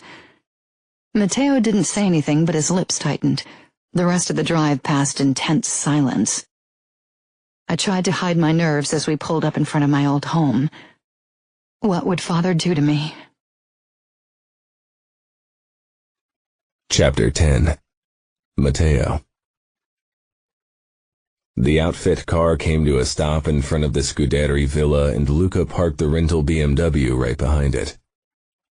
Luca and Aria exited the car immediately, and I pushed the door open to follow them, but paused when I realized Gianna hadn't even unbuckled her belt yet. She was staring intently down at her hands resting in her lap. Annoyance flared up in me. Couldn't she ever go the easy route? Did she have to be so damn stubborn? "I'm not in the mood to argue with you, Gianna. You really shouldn't let your father wait right now. He's pissed as it is. Get out of the car or I'll carry you." I waited for a clever comeback. Instead, she reached to unbuckle herself. Her hands were shaking and suddenly I realized what was going on. Gianna wasn't stalling to annoy me. She was nervous about being back here. Her fingers struggled with the seatbelt. I pushed them away and did it for her. Her eyes shot up, brows drawn together as she searched my face. She looked fucking anxious. She didn't even push my hands away, which were still resting on her thigh. "We need to get out," I said again, this time without the previous annoyance. She nodded slowly, her eyes darting toward the window. I could see Luca and Aria watching us, and behind them Stan and Carmine were waiting. Romero lingered next to our second car, scanning the surroundings. I didn't think this was a trap, but you could never know with the fucking outfit. Things hadn't exactly been peachy between us in the last few months. "I'm scared," she said quietly, then laughed harshly. "Isn't it messed up that I'm scared of my own father?" "Your father is consigliere and a huge asshole. There are plenty of reasons to be scared of him." She was still staring at her lap. "He hates me. He wouldn't even hesitate to put a bullet through my head after what I did." He'd have to go through me, and I had no doubt that I could take him down with one arm tied around my back. I hooked a finger under her chin and turned her face around to me, until her blue eyes met mine. "I won't allow it." For a moment she softened, and her eyes darted to my lips. But then Gianna became her usual self and pulled back. I almost groaned. She opened the door and slid out. When I caught up with her, there was no sign of fear on her face. She held her head high and sent Scuderi's men the most scathing look I'd ever seen from her. That was the Gianna I knew. The only indication that she wasn't as relaxed as she pretended was that she didn't argue when I rested my hand on the small of her back, as I led her toward the front door. I couldn't wait to run my hands over every inch of her body, to finally claim her. Images of Sid with his paws on her slipped into my mind again, and I had to resist the urge to hit something. Luca raised his eyebrows, impatience written all over his face. "What took you so long, for fuck's sake?" I ignored him, because the door opened in that moment and Scuderi appeared in the doorframe, a scowl on his face. Gianna shrank against me. I didn't think she even noticed because her face remained perfectly unimpressed. Scuderi talked to his men briefly before sending them away and turning to Luca. They shook hands, and then he hugged Aria. He hadn't spared Gianna a single look so far. It annoyed the hell out of me. His cold eyes zoomed in on me and I sneered at him. I hated everything about that man, even his stupid face and slicked back hair. He looked like the worst cliché of a mobster. "I see you found her," he said. "I always get what I want." He still didn't even glance Gianna's way, but his expression turned cruel. "What you wanted was a reputable Italian girl. What you get are the ruins of God knows how many men." Gianna stiffened under my hand, her eyes widening a fraction before she regained control over her face. But her father wasn't done yet. No wonder he and my father had gotten along so well. "I can't see why you even bothered wasting your time on her. My men could have caught her without you." His men would have done a lot of things with Gianna. Luca narrowed his eyes at me in warning. Could he tell how much I wanted to bury my knife in Scuderi's ugly mug? I glared back at Scuderi, wanting to wipe that superior grin off his face. "I think we should go inside to discuss matters," Luca said, using his capo voice. It usually grated on my nerves when he did that, but this time it was probably for the best. I had a feeling that my knife would accidentally find its way into Scuderi's eyeball if I had to bear his stupid expression another second. Scuderi nodded and opened the door further. Gianna was practically pressed up against my side as we walked past him. Protectiveness burned through my veins. Maybe she didn't realize it, but that she sought my closeness when she was scared was all the confirmation I needed for her feelings for me, even if she wasn't aware of them yet. "How can you even touch her after what she's done? After what you saw her doing? I'd be disgusted," Scuderi said as he closed the door. He obviously didn't expect a reply because he turned to Luca. "If my wife had done something like that, I would have killed her. And I have a feeling you would have done the same, Luca." Aria shot Luca a shocked look, but he was busy staring Scuderi down. "I'm not here to discuss what ifs with you.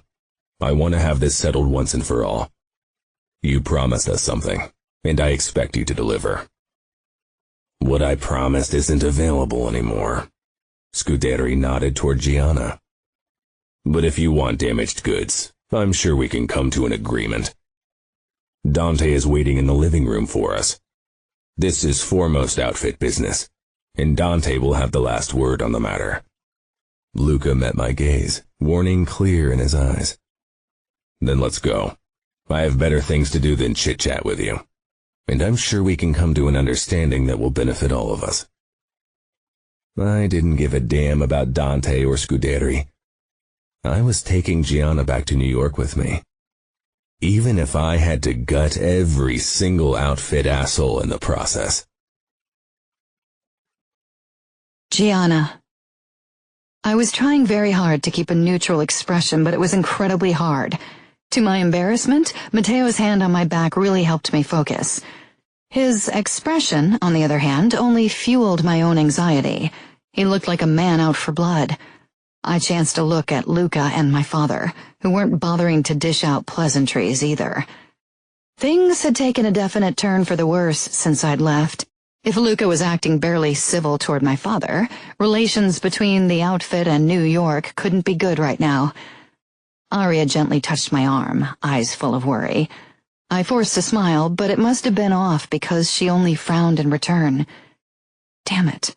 Matteo nudged me forward. Father and Luca were already heading toward the living room, but at the sound of hurried footsteps I froze, my eyes darting to the staircase. Lily and Fabi were storming toward me, their faces alight with happiness. Tears sprang into my eyes as my little brother tackled me, burying his head against my sternum. God, he'd grown since I'd last seen him. How was that even possible? I'd been gone for only 6 months. And then Lily threw her arms around me as well.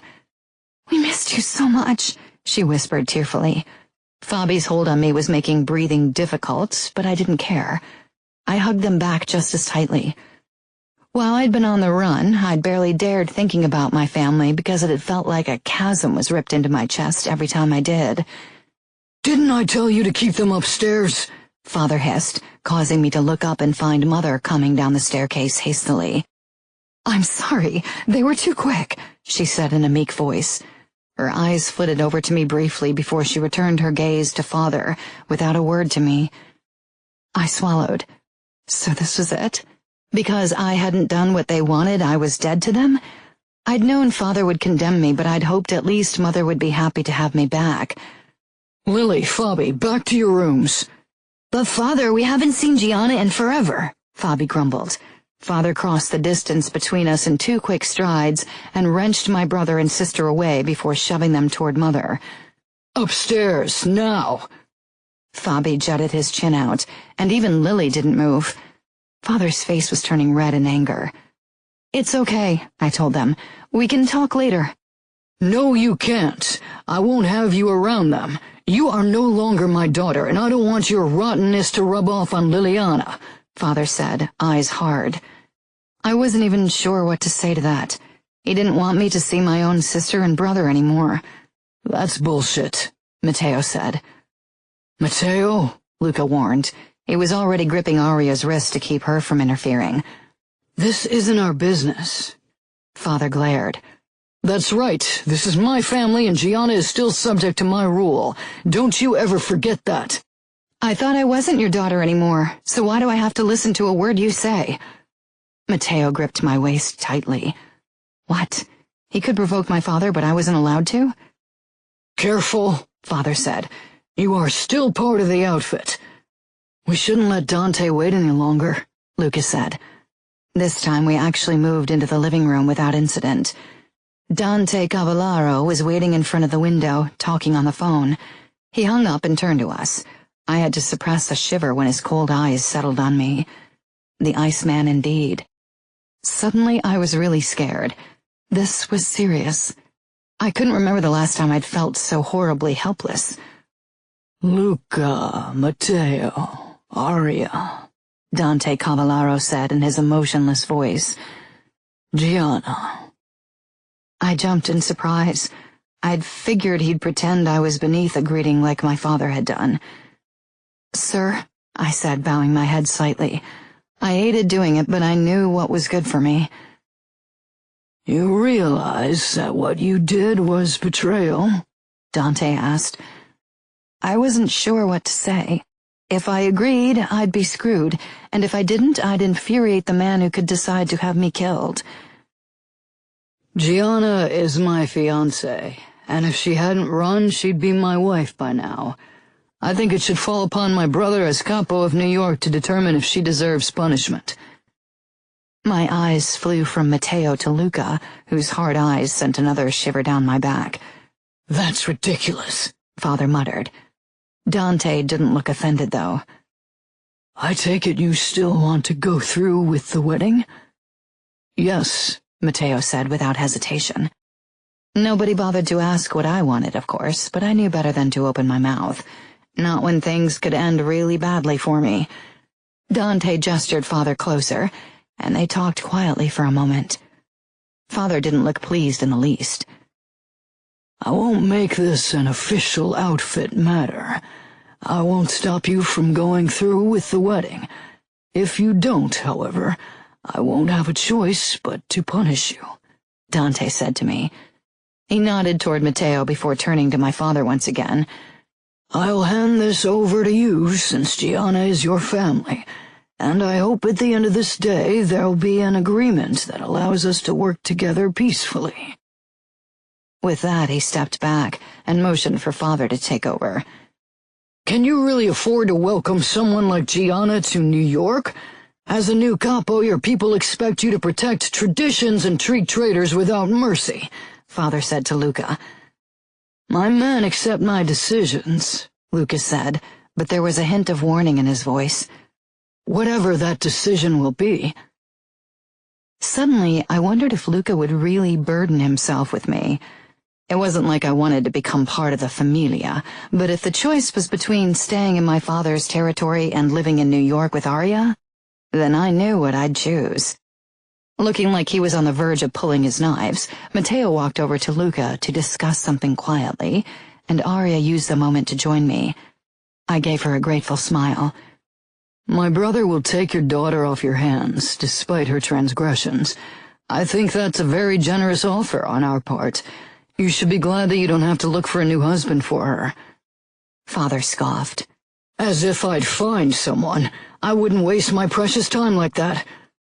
My blood was boiling, not only because of Father's words, but Luca's offer didn't sit well with me either. They acted like I was a piece of scum. Listening to them made me realize I had been right to run. This world was majorly messed up. So what do you say? Luca asked, lips tight. Father glanced at his boss, but Dante seemed intent to stay out of it. He looked like he couldn't care less about the result. I hope you don't intend to have a wedding celebration. I want this matter to be dealt with as quietly as possible. She has caused me and the outfit enough embarrassment already. I won't give her a chance to shame us further, Father said eventually. I gritted my teeth so hard I was surprised my jaw didn't snap. Matteo shook his head. I don't need a wedding party. I prefer getting drunk without the old spinsters of the family around anyway. A laugh tickled the back of my throat, but I swallowed it. Matteo shot me a look as if he wanted to see if I found him as funny as he obviously found himself. Everything he did was calculated. That was something I could never forget. Matteo masked his deadliness with humor and smiles, but I wouldn't let that fool me. Not now, not ever. Especially not when it was obvious he thought he was being generous by taking me back. The old spinsters wouldn't have come anyway. Nobody wants to be associated with someone like her, Father said with a glare in my general direction. Aria's grip on my wrist was steely, as if she still didn't trust me not to viciously attack our father. There will be a church service as is tradition, Luca said. There's no need for guests beyond the closest family. Tradition, Father huffed. Gianna spat on our traditions. The presentation of the sheets your familia is so adamant about will have to be cancelled, and a white dress is out of the question too. I won't have her make a mockery out of our values. Luca nodded. That's reasonable. Aria gave her husband an incredulous look, but I wasn't surprised that I wouldn't be allowed to dress in white. As if I gave a damn. For all I cared, I would marry naked. I didn't want any of this, and I didn't give a fuck about their stupid traditions. They acted like they were doing me a favor, as if I was a criminal on death row who was handed a pardon on a silver platter.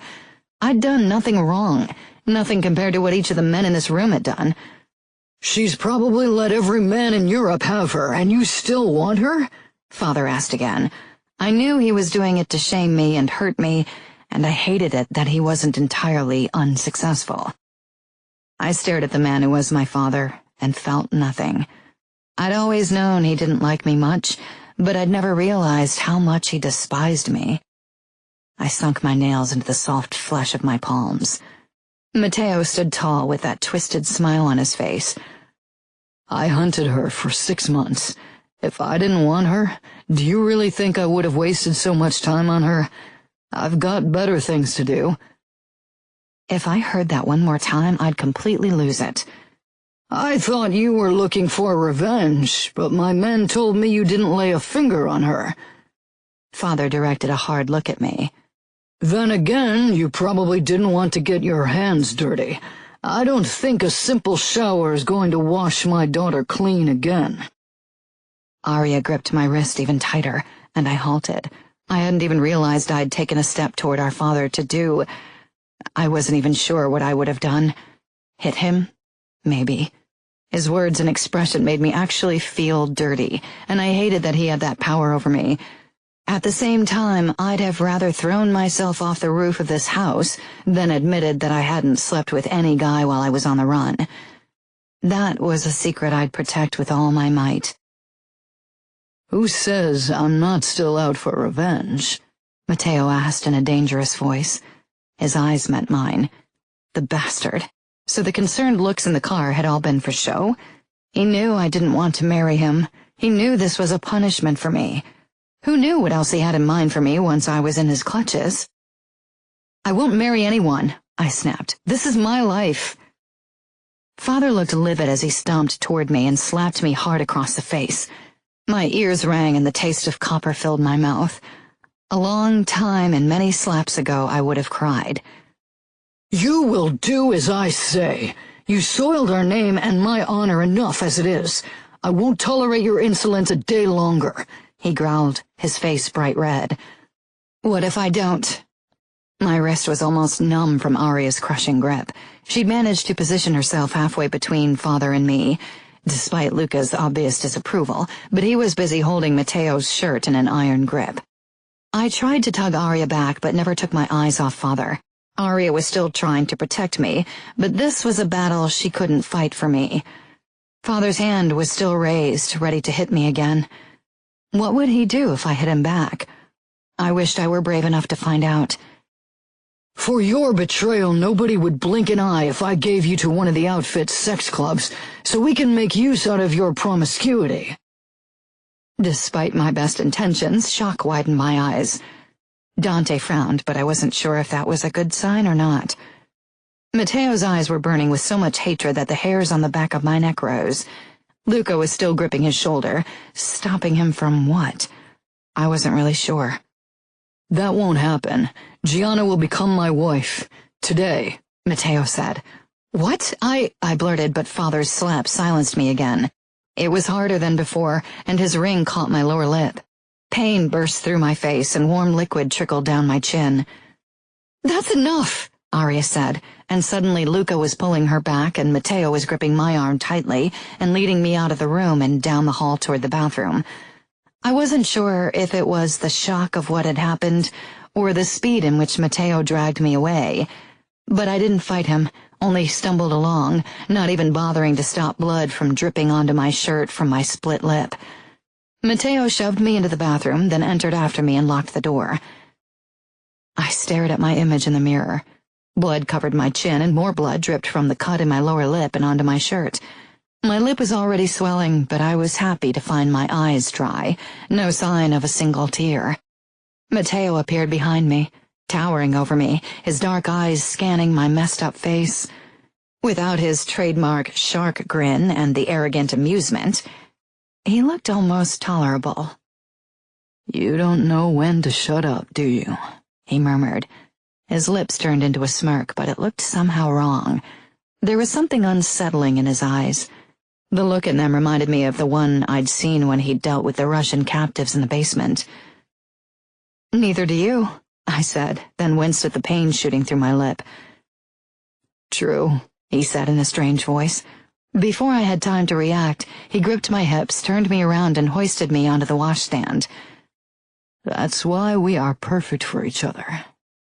Back was the arrogant smile. The bastard stepped between my legs. "What are you doing?" I hissed, sliding back from the edge of the washstand to bring more distance between us while pushing against his chest. He didn't budge, too strong for me. The smile got bigger. He grabbed my chin and tilted my head up. "I want to take a look at your lip." "I don't need your help now. Maybe you should have stopped my father from busting my lip in the first place." The taste of blood, sweet and coppery, made my stomach turn and reminded me of darker images.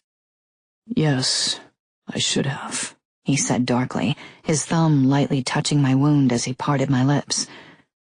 "If Luca hadn't held me back, I would have plunged my knife into your father's fucking back. Consequences be damned. Maybe I still will." He released my lip and pulled a long curved knife from the holster below his jacket before twisting it in his hand with a calculating look on his face. Then his eyes flickered up to me. "Do you want me to kill him?" God, yes. I shivered at the sound of Matteo's voice. I knew it was wrong, But after what Father had said today, I wanted to see him begging for mercy, and I knew Matteo was capable of bringing anyone to their knees. And it excited me. That was exactly why I'd wanted out of this life. I had the potential for cruelty, and this life was the reason for it. That would mean war between Chicago and New York, I said simply. Seeing your father bleed to death at my feet would be worth the risk. You are worth it. I wasn't sure if he was joking or not, but this was getting too serious. I wanted to kiss him for his words, but it was wrong. Matteo was wrong. Everything was. Not too long ago I'd watched Sid getting killed, and I knew it might just as well have been Matteo who'd pulled the trigger. I couldn't let him mess with my mind. He was too good at it. I shoved his shoulder again. I need to take care of my lip. If you have nothing better to do than to stand around, get out of my way. He still didn't budge, and he was simply too strong to move him. His muscles flexed under his shirt, making me wonder how he would look without it. Wrong, so wrong. He set his knife down on the counter beside me. You shouldn't leave sharp objects in my reach when I'm pissed. I think I'll take the risk, he said, bracing his palms to both sides of my thighs, leaving me no choice but to lean back to bring some distance between us. Stop it, I growled because he smelled too nice, and I felt my body wanting to move closer, then winced again. I brought my hand up and felt my lower lip. It seemed to have swollen even more, and it still hadn't stopped bleeding. Matteo pulled my hand away. You'll make it worse. It needs stitches. Should I call for a doctor? No, I said quickly. I didn't want any more people to find out, and most of all, I didn't want my bastard of a father to find out he'd managed to split my lip. I'll do it myself. Matteo raised his eyebrows. He took a step back and did a quick scan of the cupboards before he came up with a medical kit. He threaded a needle and handed it to me. I shifted on the washstand to see myself in the mirror, then brought the needle up to my lip. I'd never stitched anyone up, least of all myself. I hated needles. I even had to close my eyes when I got a shot. Matteo was watching me, and I didn't want to look like a wimp to him, so I nudged my lip with the tip of the needle, jumping from pain and pulled back again. Fuck, that hurts like hell. I flushed, then glared at Matteo. Go on, laugh. Matteo snatched the needle out of my hand. This isn't going to work. I know, I muttered. Can you do it? It'll be painful. I don't have anything against the pain. Have you ever stitched yourself up? A few times. Then I can handle you stitching me up. Just do it. He handed me Tylenol. Pop a few of them. They won't help with the immediate pain, but they'll be good later. Vodka works too. I guess you found out in your months as a fugitive, he said with a grin that bordered on scary. He hadn't asked too many questions yet. Not even about other guys besides Sid. Maybe he didn't want to know, and I wouldn't tell him anyway. It was bad enough that one innocent had lost his life because of me. I wouldn't tell him the names of the other guys I'd kissed, so he'd kill them too. Death was too harsh a punishment for a kiss, for anything really, but that wasn't something a man like Matteo would agree on. Among other things, I said, because I never knew when to shut my mouth. And what better moment to choose for provoking someone than before they were going to poke you with a sharp needle? I bet, he said, the scary smile getting a bit scarier. Matteo cupped my chin. Try to hold still. I braced myself as he touched the needle to my lip. Despite my taunting, Matteo was careful when he stitched me up. It still hurt like hell every time the needle pierced my skin, and my eyes filled with stupid tears. I fought them for as long as possible, but eventually a few trailed down my cheeks. Matteo didn't comment, for which I was glad. For him, this was probably nothing. When he set the needle down after what felt like forever, but had probably been less than 5 minutes, I quickly wiped the tears off my cheeks, embarrassed that I'd shown weakness in front of him like that. It'll swell even more. Tomorrow morning you'll have a fat lip, Matteo said. I checked my reflection. My lip had already swollen considerably since I'd last seen it, or maybe that was my imagination. I pulled down my lower lip to check the stitches. You couldn't see them from the outside. At least I wouldn't have an ugly scar. You can't possibly want to marry me looking like this. I pointed at my face. We should postpone the wedding. Matteo shook his head with a small laugh. Not a chance in hell. You won't slip out of my hands again, Gianna. We will marry today. Nothing will stop me. Chapter 11. Gianna. After my lip was taken care of, Aria and I were allowed to go to my old room while the men discussed how to proceed with the wedding. 2 bodyguards were ordered to keep watch on me. One waited in front of the door, the other below my window, in case I decided to climb out of it. The moment the door of my room closed, I leaned against it and let out a shaky sigh. Aria touched my cheek. "How's your lip?"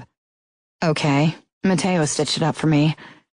"I'm so glad he decided to marry you." My eyebrows shot up. "Not you too, Aria." Aria pulled me toward the bed and made me sit down. "Father would have given you to one of his soldiers as punishment, Gianna, and you can be sure he would have chosen the least appealing option. Someone really nasty. He's really mad at you. Matteo isn't a bad choice. He must care for you if he went to such great lengths to find you." "He's a proud man. Pride made him pursue me, nothing else." "Maybe," she said uncertainly. She picked up a brush from the nightstand. Everything was still as I'd left it 6 months ago. I was surprised Father hadn't burnt all of my things. I was so tired I could barely keep my eyes open. It was almost 7 in the evening. It would have been past midnight in Germany. I couldn't believe how much had happened since I'd woken in Munich this morning. "Was it worth it?" Aria asked softly as she combed my hair. I couldn't remember the last time she'd done it. Her fingers felt good on my scalp, and I had to resist the urge to bury my face against her stomach and cry. I met her compassionate gaze, and for some reason her understanding infuriated me. Was the chance at freedom worth pissing off Father and being called a whore and slut? Yes, absolutely. But was my silly wish for something more worth the life of an innocent guy? Then fuck no. My entire existence isn't worth that much. Sid paid the ultimate price for my selfishness. There is nothing I can do to redeem myself. Tears sprang into my eyes. "Luca told me," Aria said. "I'm so sorry." I brushed the tears off my face. Maybe I should let Father marry me off to one of his sadist soldiers. It would serve me right. "Don't say that, Gianna. You deserve happiness as much as anyone. You couldn't have known what would happen. It's not your fault that they killed Sid." "How can you even say that? Of course it's my fault. I knew who was hunting me. I knew what Matteo and Father's men were capable of. I knew I was putting anyone whom I let close at risk. That's why I never dated any guys in all the other places I stayed. I flirted and kissed, but then I moved on. Your words from long ago always echoed in my mind, that being with another guy when you're engaged to a man like Luca would mean that guy's death." "I wasn't talking about you. That's been a long time ago." "But Matteo is just like Luca, and I knew that. I knew that he'd kill any guy he would find with me, but I still went out with Sid. I might as well have pulled the trigger myself." "No, you didn't think he'd catch you. You wanted to feel at home and start a new life, like you deserved after being on the run for so long. You felt safe and wanted to give love a chance. That's okay." No, it isn't. You don't get it, Aria. It wasn't even about love. I didn't even really have a crush on Sid. I didn't even like him all that much at the end because he could be a jerk, and that makes it even worse. I risked too much for sloppy kisses and awkward groping, and Sid died because of it. Please don't blame yourself. Blame Father and his men. Blame Matteo. I don't care, but don't blame yourself. Oh, I'm blaming all of them, don't worry, but that doesn't change that without me, Sid would still be playing his crappy guitar and flirting with Munich girls. You can't change the past, Gianna, but you can make the best of your future. I couldn't help but smile. I missed your optimism. I rested my head in her lap and closed my eyes. I missed you so much. She stroked my hair. I missed you too. I'm so happy that you'll live in New York with me. First I have to marry Matteo. How am I going to be a wife, Aria? He and Luca work a lot. You won't have to see him very often. But still, I'll have to sleep with him and share a bed with him and try to be civil to him for God knows how long. It's not like he'll give me another chance to run. You're thinking about running again? She asked in a small voice. I don't know. Maybe. Maybe it won't be as bad as you think. Matteo can be funny and he's good-looking. So, on a physical level, at least it shouldn't be too bad. I'm sure he's a good lover, considering how many girls he's had in the past. I cringed. Right, if we return to New York tonight, he'll probably expect to sleep with me. Aria searched my face. Are you worried he'll let his anger out on you for sleeping with other guys before him? I never did. Aria blinked. You never did what? I never slept with any guy. I would have if I'd had a bit more time to get to know a guy, but that was never the case. Why didn't you say anything? Father treated you horribly. Maybe he would forgive you if you told him the truth. She moved as if she wanted to head downstairs to tell him herself, but I pulled her back down on the bed. Don't, I said firmly. I don't want anyone to know. I don't care if they call me a slut. I don't want to give them the satisfaction of knowing. Aria gave me a look that made it clear she thought I'd lost my mind. You have to tell Matteo, at least. You have to. Why? So he can pride himself on being my first? Fuck no. He's already acting like he's my savior. It'll be only worse if he finds out. No, you have to tell him so he can be careful. I snorted. I don't need him to be careful. I don't want him to know. Gianna, if your first time is anything like mine, you'll be thanking your lucky stars if Matteo is careful. Trust me. I'll survive. But Aria's words were starting to make me nervous. That's ridiculous. If he thinks you're experienced, he might take you without much preparation. That'll really hurt. I shook my head. Aria, please, I've made my decision. I don't want Matteo to know. It's none of his business. What if he finds out anyway? There would have been no way I could have hidden it from Luca. I'm good at hiding pain. Maybe I'll bite into a pillow. Aria laughed. That sounds like the stupidest idea I've ever heard. Someone knocked. I quickly sat up, my stomach in knots. What if Father and Dante had changed their minds and I was to stay in Chicago? When the door opened and Mother walked in, I exhaled. She didn't smile and didn't try to come closer. She was the image of a perfect Italian wife, always properly dressed, always submissive and polite, and incredibly skilled at hiding bruises whenever Father lost it and slapped her. She was everything I never wanted to become.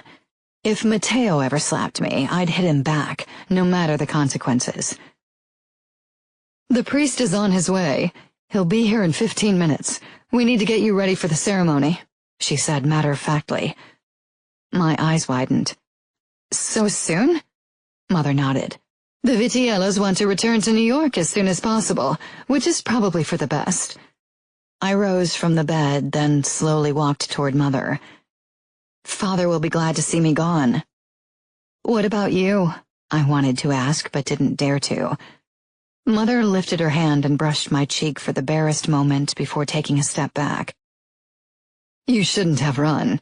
You ruined your reputation. I don't care about my reputation. But you should. She turned to my wardrobe and opened it. Now let's see if there's a dress you can wear for the ceremony. Of course, I wish I could have seen you walk down the aisle in a beautiful white wedding dress. She sighed. Was she trying to make me feel guilty? Because it was working. Aria moved to my side and squeezed my shoulder before helping Mother look for a dress. Eventually, she chose a backless, cream-colored, floor-length fitted gown that I'd worn for New Year's. Aria helped me with my makeup, though it didn't hide my fat lip. I'll see if the priest has arrived, Mother said before hesitating in the doorway with a wistful expression. She opened her mouth, but then turned and closed the door. I tried not to take it to heart. I'd known my parents, and most of the people in my world would condemn me for what I'd done, so why was it hurting so much? Do you think Lily and Fabi will be allowed to watch the ceremony? I asked in an embarrassingly hopeful voice. "Let me talk to Father. I'm sure I can convince him," Aria said. I didn't protest as she walked out. If someone could convince Father, then it was Aria. I faced the mirror. My eyes were sad and tired. I didn't look like the blushing, happy bride. Not that anyone expected me to. This wasn't even a real wedding. Despite my best intentions, regret gripped me once again. How could my life have become such a mess? All I'd ever wanted was to be free to make my own decisions. Maybe I would have married Matteo if he'd ever bothered to ask me instead of ordering me to do it. And now I wouldn't ever get a real wedding or a beautiful dress. I'd always thought I didn't care about these things, but now that they were lost to me, I felt saddened. Aria returned. "It's time. The priest is waiting in the living room. Fabi and Lily are there too." I mustered a smile.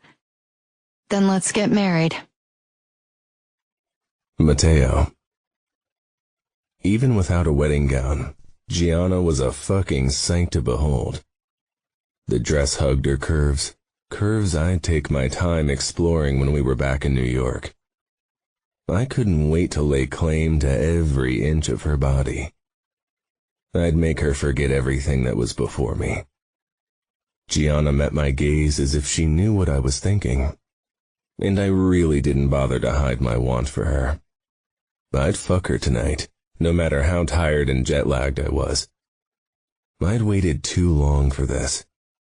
Gianna stopped beside me and I took her hand. The priest was looking down his nose at her. I couldn't wait to leave Chicago behind. Not that people in New York would look upon Gianna more kindly, but at least they were too scared of me to show their disdain openly. Gianna's hand